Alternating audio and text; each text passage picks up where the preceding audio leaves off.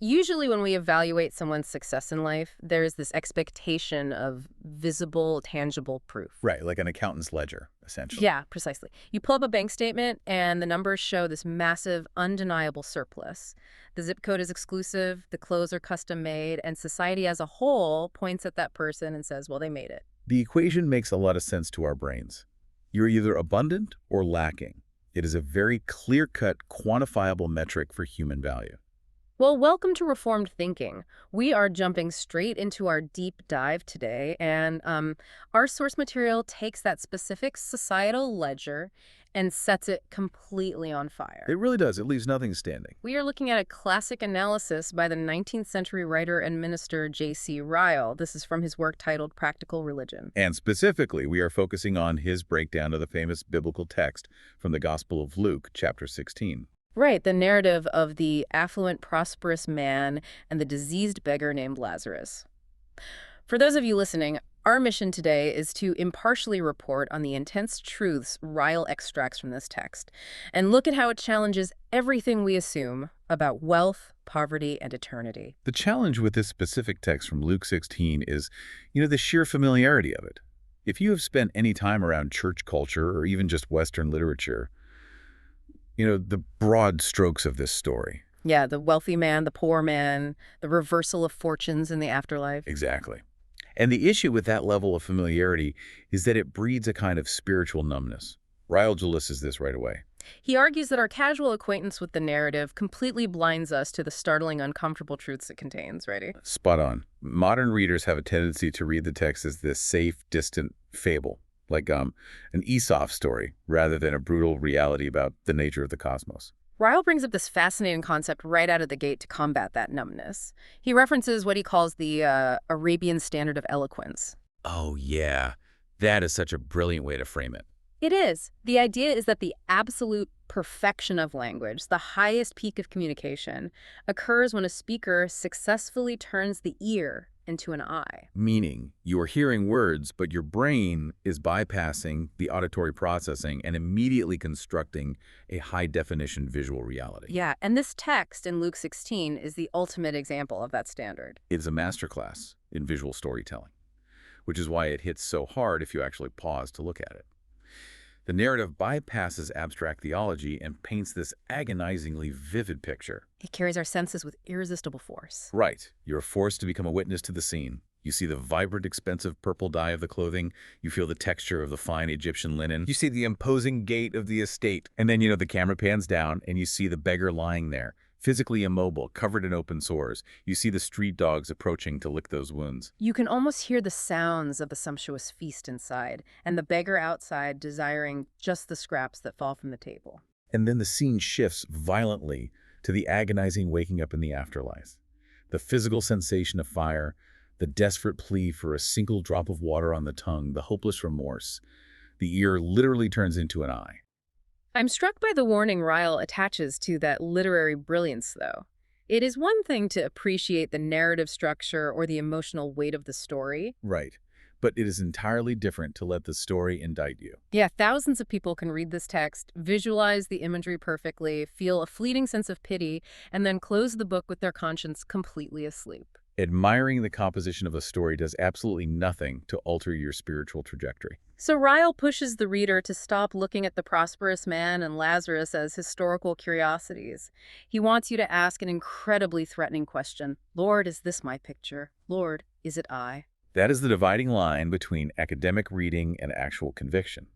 If you look at this text and only see a critique of ancient socioeconomic structures, well, you have missed the point. So, having set the scene, Ryle moves to the immediate physical contrast between these two men. And he focuses on what that reveals about the structure of the world we currently live in. The contrast is jarring, and honestly, it is offensive to our modern sensibilities. You have one man possessing an absolute, overflowing abundance of this world's good things. He is clothed in purple, which in antiquity was an astonishingly expensive dye. It was extracted from sea snails and reserved only for royalty and the ultra-wealthy. And he fares sumptuously, not just on holidays, but every single day. His life is an uninterrupted festival of consumption. Then you look at the other man, A friendless, diseased, half-starved pauper? He has literally nothing to his name. He cannot even walk. The text implies he was laid at the gate by others. He is reduced to competing with scavengers for crumbs? Yet, biologically and historically, both of these men are children of Adam. Both came from the exact same dust. Yet, both belong to the same human family, living in the same land, under the very same government and societal laws. Yet, they are separated by an unbridgeable canyon of physical circumstance. This specific observation leads Ryle to take a firm stance that is highly unpopular today. He states unequivocally that universal equality is an impossible visionary idea. Throughout history, in every single era, there are movements and philosophies that try to stir up society. They preach the popular doctrine that all people ought to be equal in their material possessions. But Ryle argues that as long as the world is under the present order of things, as long as human nature is what it is, universal financial equality cannot possibly be attained. He does not just make that claim in a vacuum either. He roots it in the gritty reality of human existence. Yeah, he points to the uncontrollable variables that dictate human life. The reality is that humans are not manufactured on an assembly line with uniform traits. Some individuals possess natural wisdom and foresight, while others are inherently foolish or impulsive. Some are born with robust physical strength, while others battle chronic illness or weakness from birth. There are massive differences in diligence, too. Some people are relentlessly hardworking, while others lean toward laziness or entitlement. Some are incredibly provident, saving for the future, while others are entirely improvident, spending whatever they acquire immediately. And beyond those internal human traits, Ryle lists the external factors that are entirely beyond human jurisdiction. You cannot legislate the weather. Exactly. You cannot pass a law against a drought. Sun, rain, heat, cold, wind, waves, blight, and storms. These forces operate with total disregard for political theories of equality. A massive storm can wipe out a generation of wealth for a specific family or town in an afternoon. Or a sudden illness can drain a lifetime of savings. Because of this chaotic combination of differing human traits and uncontrollable environmental factors, there will always be a disparity. There will always be some who are prosperous and some who are destitute. I found Ryle's thought experiment on this point incredibly compelling. Oh, the reset clock analogy. Yeah, think of it like a massive societal reset clock. He suggests imagining a scenario where you take all the property, all the wealth, all the assets in a nation. He uses England as his example. And you take it by force today. Right. You liquidate everything and divide it perfectly, equally, down to the penny, among every single inhabitant over the age of 20. You hit the reset button on the economy, everyone starts at the very same financial starting line. The conclusion he draws from that experiment is stark. He argues that within 50 years, society would return to the very same state of disparity that existed before the reset. You would find things just as unequal. Why? Because the moment the money is distributed, human nature takes over. Some individuals would immediately invest their portion and work diligently. Others would be idle and consume their portion within a year. Some would be careless, falling victim to schemes or bad investments, while others would be the ones scheming. Fast forward half a century, and some families would be flush with cash, living in large estates, while others would be entirely impoverished, begging at the gates. The root issue here is not primarily a flawed political system or lack of economic theory. Ryle makes it clear that the true root of this massive suffering is sin. The fall of man fractured everything. Yes. It is the inherent corruption of the human heart that causes the heartless selfishness of the highest classes, who hoard resources while ignoring the suffering at their doorstep. And it is often the consequences of living in a fallen, fractured world that lead to the helpless poverty of the lowest classes. That theological framework is vital. If you believe the root of poverty and extreme inequality is just a lack of education or a poorly designed tax code, you will constantly be frustrated when your utopian solutions fail. Ryle forces the reader to look at the doctrine of human depravity. Sin produces the greed that exploits the vulnerable, and sin produces the broken world where disease and famine strike indiscriminately. Let me try an analogy here to visualize why forcing permanent material equality fails. Imagine attempting to perfectly balance and distribute the cargo on the deck of a massive ship. Okay, I can picture that. You use cranes, you measure everything, you strap it all down so the weight is perfectly distributed across the deck. It looks flawless while the ship is sitting in dry dock. But then the ship has to actually sail. Yeah. The moment that ship hits the open ocean, the environment takes over. The ocean itself is churning. Rogue waves hit the hull. Gale force winds batter the deck. Right, the ship pitches violently. The cargo straps snap. The weight shifts. Some crates slide to the port side. Others are swept overboard completely. The external chaos of the ocean, combined with the structural limitations of the ship, makes permanent balance impossible. You can keep sending crews out in the storm to try and push the crates back to the center, but the ocean will always disrupt it. But here's the tension I feel reading this. If political economy cannot fix this inequality, if the ocean is always going to ruin the balance, does that mean we just abandon the effort? Do we look at the beggar at the gate and say, well, the world has fallen, nothing I can do, and walk away? Ryle anticipates that exact fatalistic response, and he shuts it down aggressively. Recognizing the limitations of a fallen world does not absolve you of the responsibility to act. So what does he suggest? He gives a strict, uncompromising instruction. You must labor with might and main to do good to all men. He explicitly tells the reader to pity your poorer brethren and to throw your weight behind every reasonable endeavor to raise them from their low estate. He says you must never slack your hand from endeavors to increase knowledge, promote morality, and aggressively improve the temporal physical condition of the poor. So the mandate to help remains completely intact. Absolutely. The difference is your expectation. We must help, we must build hospitals, we must feed the hungry, we must advocate for just laws. But we must do so while being fully awake to the reality that we live in a fallen world where sin permeates everything. We fight the darkness, but we do not expect a utopian millennium to be brought about by any human government, political party, or economic system. We are alleviating suffering in a war zone, not building heaven on earth. That sets up a massive shift in how we are supposed to view reality. Since physical inequality is an inevitable fixture of life on earth, how does the ledger look when God weighs the scales?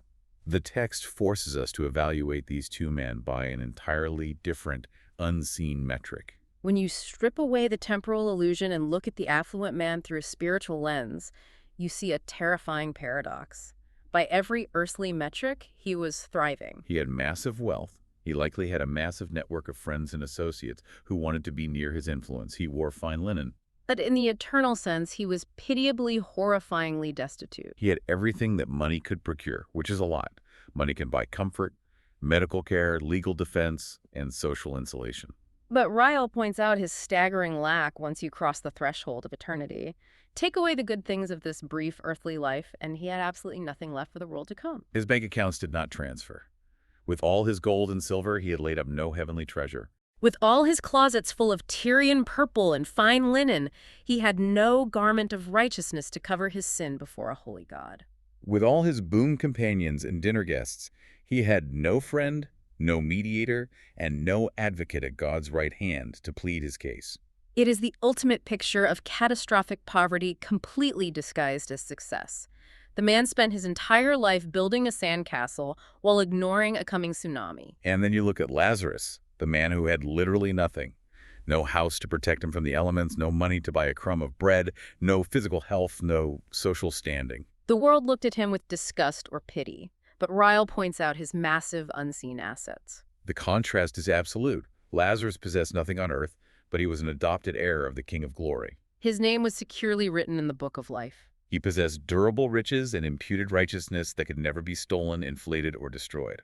He had God himself as his eternal portion. Ryle uses the biblical phrase that he had meat to eat that the world knew nothing about.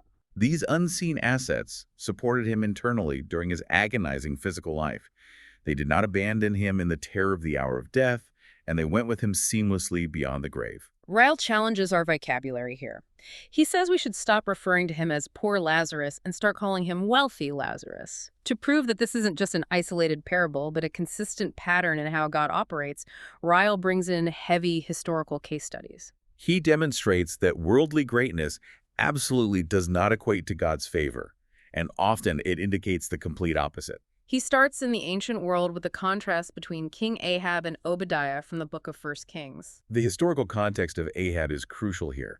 King Ahab was the ruler over the 10 northern tribes of Israel. He possessed massive temporal authority, military might, an ivory palace, and visible success. He had the ability to dictate life and death. Obadiah, on the other hand, was a servant, the governor of Ahab's house. He was an employee under the thumb of a wicked regime. Yet, During a massive famine and persecution of God's prophets by Queen Jezebel, it was the servant Obadiah who secretly hid 100 prophets in caves. And he fed them with his own limited rations of bread and water. When God weighs the scales of that era, there is no doubt who was precious in his sight. The servant acting in faith held infinitely more weight in the divine ledger than the king sitting on the throne. Ryle then moves to a historical example that would have resonated heavily with his 19th century English audience, and it requires us to understand the brutal history of the English Reformation. He contrasts Nicholas Ridley and Hugh Latimer with their persecutors, Edmund Bonner and Stephen Gardiner. The Marian persecutions during the reign of Queen Mary provide one of the starkest examples of this inverted ledger.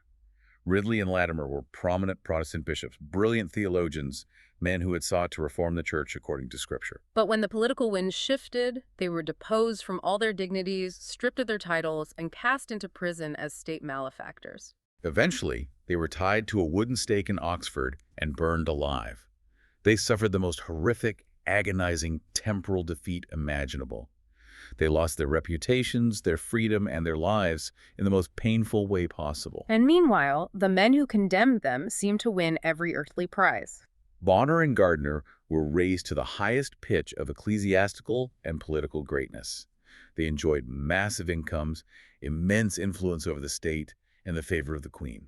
They lived out their days in luxury and died completely unmolested in their own beds. If you only look at the worldly ledger, Bonner and Gardiner were the undisputed victors. They crushed their enemies and kept their wealth. But in God's balances, the men burning in the flames were the heirs of glory, and the men sleeping in their feather beds were heaping up wrath for the day of judgment. Ryle gives a third historical example from the 17th century.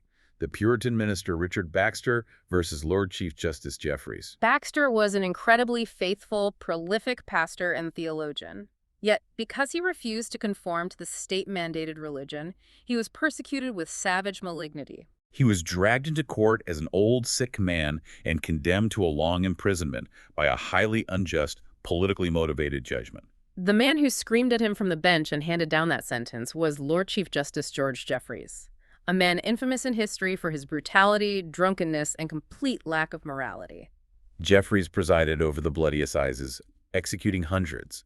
Baxter went to a cold jail cell, while Jeffreys was loaded with earthly honors and titles by the king. Again, the temporal reality is completely inverted from the spiritual reality. The historical reality of these men suffering while the wicked prosper highlights a theological principle that Ryle hammers home: the snare of prosperity. Ryle details the repeated biblical warnings about the toxic nature of wealth. He points to Solomon, the wealthiest man of the ancient world, who explicitly wrote, "Labor not to be rich well, labor not to be wealthy."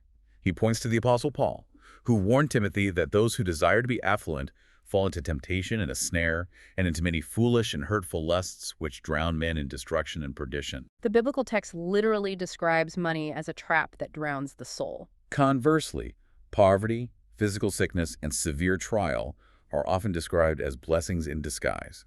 They are severe mercies sent in love to aggressively wean a person's affections away from this temporary world. But I have a fundamental question about this mechanism. If wealth is such a severe, soul-ruining snare, if it petrifies the inward man, as Ryle says, why are we culturally and biologically wired to pursue it so relentlessly? The pursuit of wealth is deeply embedded in the human condition because we are fragile creatures living in a hostile, fallen world. We are wired for self-preservation. Exactly. We desperately seek security, physical comfort, and visible markers of safety. The physical world we inhabit is incredibly loud, and its demands are immediate. Physical hunger does not wait. The cold winter does not wait. The threat of disease is constant. So we logically pursue the physical resources necessary to buffer ourselves against those harsh realities. We want a strong roof, a full pantry, and enough savings to guarantee we won't freeze or starve. The buffer makes sense. But at what point does the buffer become the poison? The poison seeps in when the pursuit of that buffer morphs into idolatry, and it happens almost invisibly. You start out wanting enough money to buy firewood to stay warm. But eventually you acquire so much money, so much insulation, that you forget what the cold feels like. The wealth chills the soul because it creates a false, localized heaven on earth. It closes the eye to the things of faith because you start trusting the buffer itself instead of trusting the God who provides. You no longer pray, "Give us this day our daily bread," with any actual desperation, because you know you have 10 years' worth of bread sitting in a high-yield investment account. Wealth insensibly produces a tendency to forget God because your physical needs are so thoroughly insulated from the realities of human fragility. That false sense of security is terrifying because it works so well right up until the very last second. Regardless of how thick that buffer is, regardless of how different those bank ledgers look during life, both the affluent man and the starving beggar face the very same unavoidable brick wall at the end of the road. And that introduces the theme of death as the great unconquerable leveler. Ryle points to what might be the most humbling, devastating phrase in the entire text, and perhaps in all of human history. He died. Two words that dismantle every human empire. Ryle notes how universally this applies. He directs the reader back to Genesis chapter 5, which records the genealogies of the ancient figures who lived incredibly long lives. You read about men living 800, 900 years. Methuselah lives 969 years. But the rhythm of that chapter is like a relentless drumbeat. It lists their long lives, their children, their centuries of existence, and then every single biography ends with the very same refrain. And he died. And he died. The length of the life did not change the final destination. Ryle applies that same drumbeat to the historical giants of the modern era, the men who shaped the map of the world. He fleshes out the concept with specific names of vast influence. John Churchill, the Duke of Marlborough, who never lost a battle. George Washington. Napoleon Bonaparte, who conquered Europe and reshaped nations. The Duke of Wellington, who finally defeated Napoleon. These were men of vast military conquests, massive geopolitical strategies, possessing immense world-shaking authority. Millions of people trembled at their orders. But you read their sprawling biographies, and the final chapter always ends with those very same two words. Death is a mighty, undefeated leveler. He spares no one, he waits for no one, and he stands on absolutely no ceremony. There's an incredible anecdote Ryle includes about an Austrian nobleman that perfectly captures the absolute futility of trying to evade this reality. It is a stunning example of human delusion. This Austrian nobleman was so terrified of his own mortality that he literally forbade the mention of the word death or the word smallpox in his presence. He constructed an environment where the vocabulary of mortality was outlawed. He thought that by insulating his ears from the words, he could somehow keep the reality at bay. But Ryle points out the brutal truth. Named or not named, ignored or obsessed over, it matters little. Death cannot be kept out by moats, heavy oak doors, iron bars, or security details. One man travels through life in a handsome, climate-controlled carriage surrounded by guards. The other man toils on foot, barefoot in the mud. But both of them meet at the very same physical home. One man possesses half a county, thousands of acres of rolling hills. The other man lacks even a tiny garden of herbs to his name. But at the end of it all, 2 paces of the vilest, dirtiest earth are amply sufficient to cover both of them. Let me frame it like a massive theatrical production. You have a sprawling play with hundreds of actors. One actor is cast as the mighty king, wearing a velvet crown, barking orders, and standing in the spotlight. Another actor is cast as the miserable peasant groveling in the shadows of the stage. For 3 hours, their lives are vastly different. But the moment the final curtain drops, the play is over. The king takes off the velvet crown, the peasant washes the dirt off his face, they both clock out, and they walk out the back door of the theater into the very same cold alley as equals. The roles they played on stage mean nothing once the curtain falls. That captures the sudden, absolute stripping away of earthly status that Ryle is describing. Because this reality is so unavoidable, and because the curtain could drop at any second, Ryle explains why ministers of the gospel are required to use bold, uncompromising language. There is no time for philosophical musings or gentle suggestions. He cites a famous rule from the Puritan Richard Baxter, who said, "I'll preach as though I ne'er should preach again, and as a dying man to dying men." When a minister looks out at a congregation, he's looking at a room full of people who are marching toward a cliff. The reality of death constantly thinning out the pews forbids ministers from using soft, comfortable, ambiguous language. They must preach with urgency because eternity is at stake every time they speak. The physical grave is identical for both men in the biblical story. Both bodies are placed in the dirt, but the very second after death presents the most extreme, horrifying contrast possible. The affluent man died, was buried, and immediately woke up in conscious torments in Hades. Lazarus died, And the text says he was carried by angels into Abraham's bosom, a place of profound comfort and rest. This transition introduces us to the king's care for the lowest. Ryle unpacks the staggering theological weight of this specific detail about the angels. Think about who Lazarus was, a diseased beggar ignored by everyone. Yet, the poorest, most physically destitute believer on earth is personally attended by the angelic host. Angels rejoice in heaven the moment that beggar is born again. They are assigned as ministering spirits to him throughout his agonizing life. They encamp around him in the wilderness of this hostile world, protecting him from unseen spiritual dangers. And the moment his heart stops beating, those same angels take charge of his soul to bear it safely and securely home to the presence of God. Ryle describes the spiritual reality of a believer as a covenant ordered in all things and sure. He lists the specific promises attached to this covenant, and they are incredibly comprehensive. They cover every possible angle of human frailty and guilt. The promises are vast because human need is vast.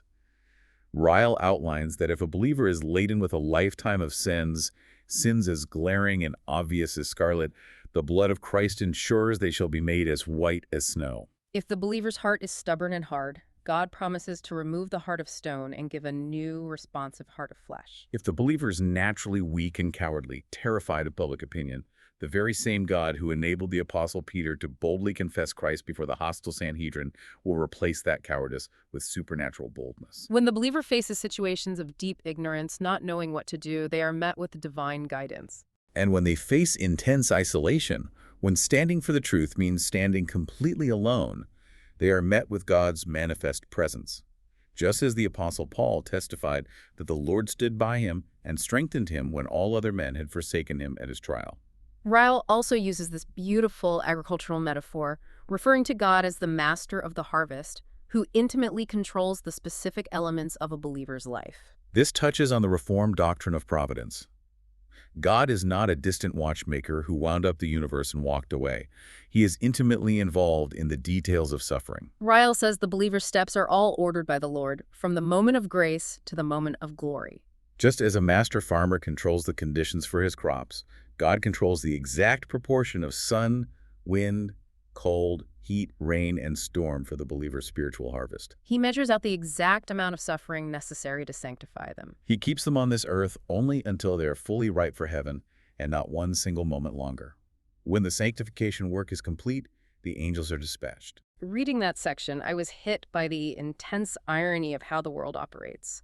The culture constantly mocks and dismisses believers, especially those who do not have wealth, polished degrees, or cultural influence. The world looks down on the destitute, the marginalized, the people who literally look like Lazarus sitting on the sidewalk. But Ryle points out the massive blind spot of the secular world. They are mocking the very people whose fervent prayers carry more actual weight in national affairs than hosts of armed men or rooms full of politicians. When you realize that the most physically destitute, ignored believer has royal angelic attendants constantly surrounding them, it shatters the worldly ledger completely. Think about the marginalized people you might walk past every day on a city street. It forces a total paradigm shift. If you view people through the lens of Luke 16, the person society deems entirely worthless, the person sleeping on a park bench, might be the very person whom angels are actively encamping around. It forces you to admit that you have absolutely no idea who you were looking at based on their clothes or their bank account.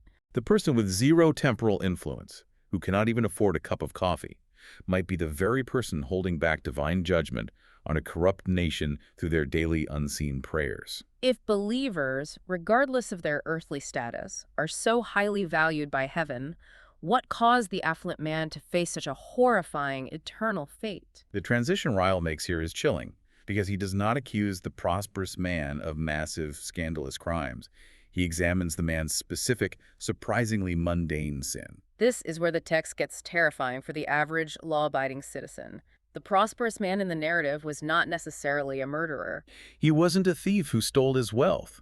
There is no evidence he was an adulterer, a liar, or a violent oppressor. There is no indication he was a vocal atheist or a blasphemer who mocked religion. For all we know, and for all his neighbors knew, he lived a highly respectable, morally correct outward life. He likely attended the synagogue and observed religious ordinances.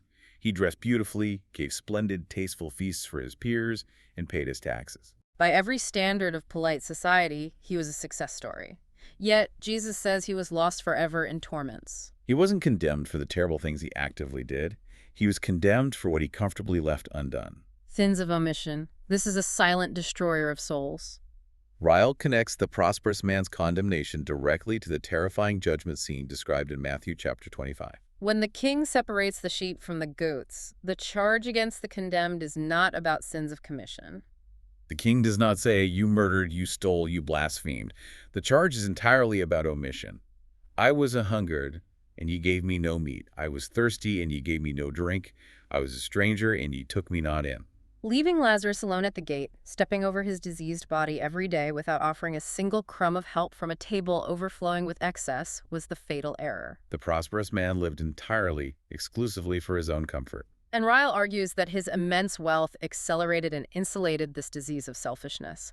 The text asserts that money actively chills and freezes the human soul. To prove that this isn't an exaggeration, Ryle walks through a rapid-fire list of specific biblical examples, showing how money functions as a destructive catalyst in the human heart. Let's look at the mechanics of how wealth ruined these specific individuals. The biblical pattern is undeniable. He starts in the book of Joshua with Achan.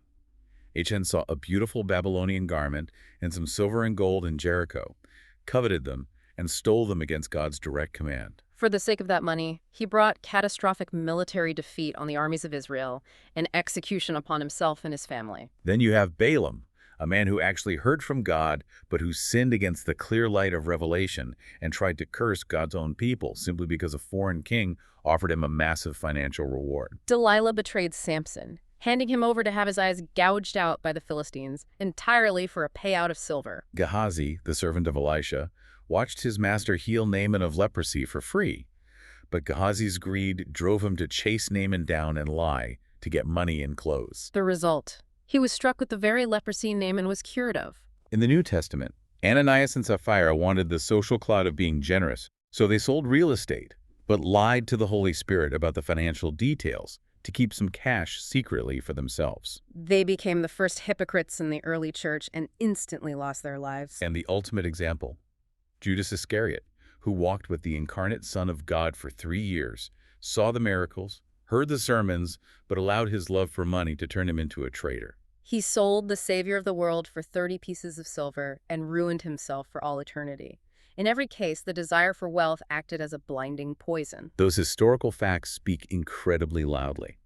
And alongside the massive spiritual danger of eternal ruin, there is the sheer exhausting burden of affluence in the temporal sense. Ryle lists the massive anxieties that accompany the hoarding of wealth. We look at the wealthy and assume they have peace, but Ryle dismantles that.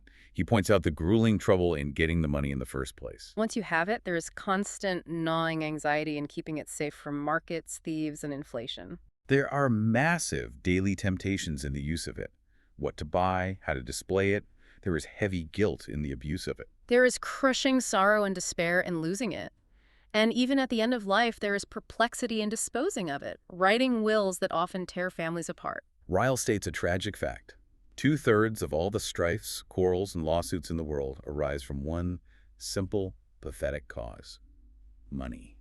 It seems like the ultimate prize from a distance, but it frequently proves to be a toxic substance once it is actually in our hands. I want to focus on a specific phrase Ryle uses regarding the charity of his own era. He wrote with great frustration about the miserable 1 guinea subscriptions and the glaring lack of actual sacrificial charitable giving. For context, in 19th century Britain, a guinea was a coin worth £1 and 1 shilling. It was considered the currency of gentlemen, used for paying professionals or making social donations, whereas regular pounds were used for common trade. A 1 guinea subscription to a charity was essentially a token donation.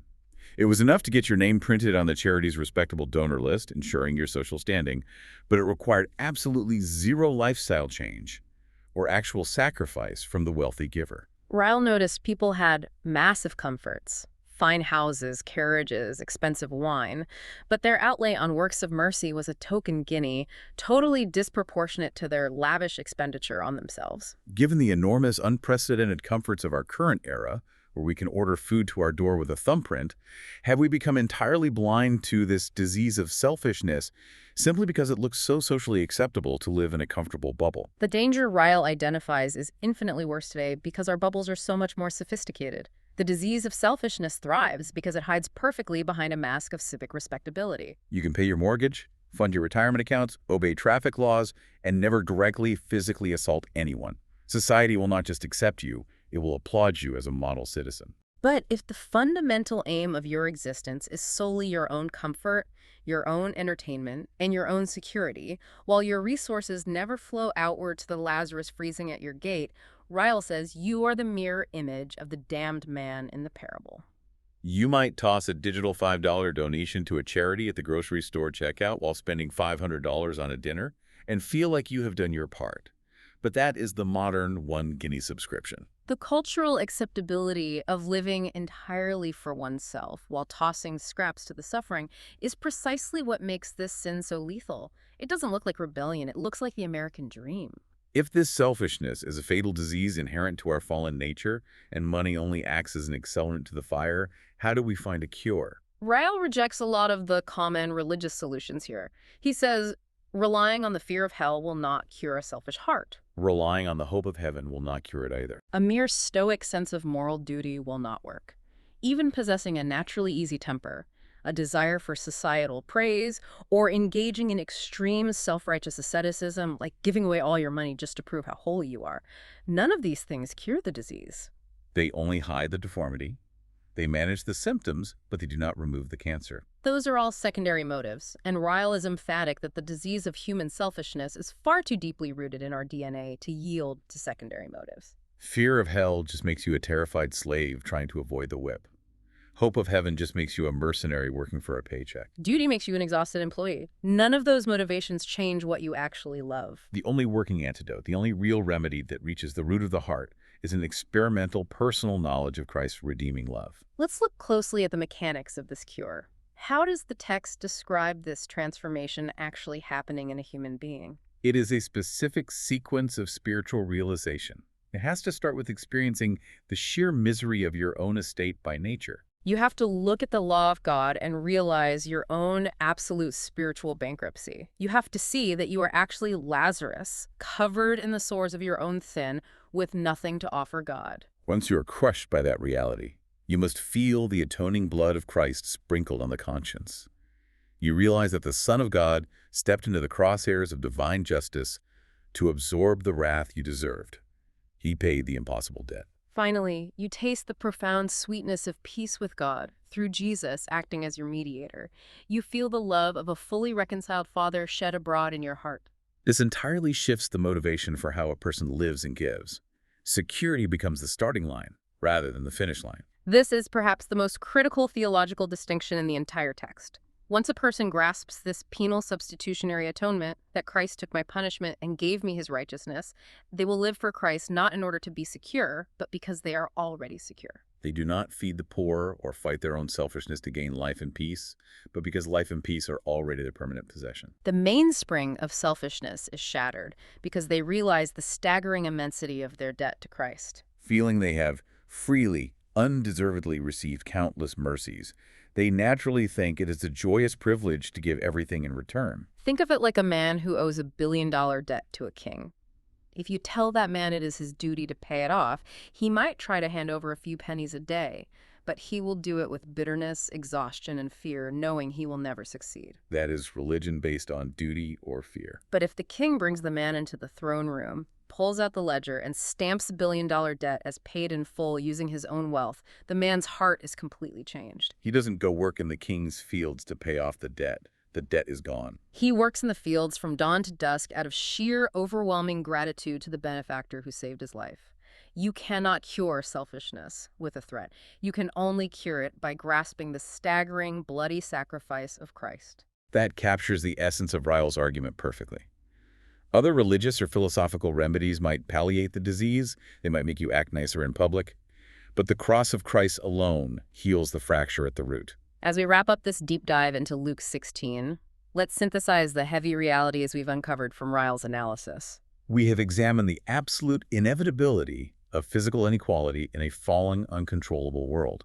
We have seen the total, shocking worthlessness of the world's financial ledger when it is finally weighed in God's eternal balances. We face the unavoidable, approaching reality of death as the great leveler that strips kings and peasants naked alike. We discuss the immense unseen value God places on a believer's soul, surrounded by angelic attendants, even in the gutter. We uncovered the silent, respectable, soul-ruining danger of sins of omission and living only for self. And we finished with the singular historical cure found only in Christ's atoning blood.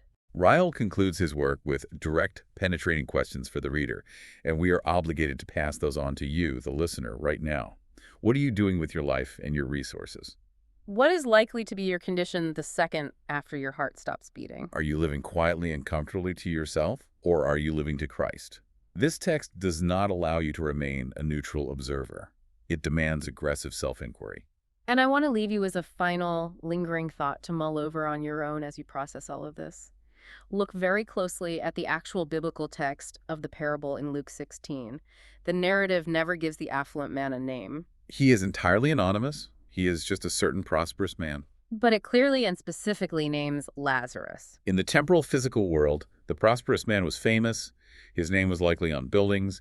He was known by everyone in high society, while the diseased beggar was a nobody, an eyesore to be ignored. But the moment they step into eternity, the beggar has a name, and the prosperous man is completely, permanently forgotten. What does that subtle detail reveal about whose names are actually recorded in the book of life and whose names will blow away like dust? Thank you for joining us on this deep dive.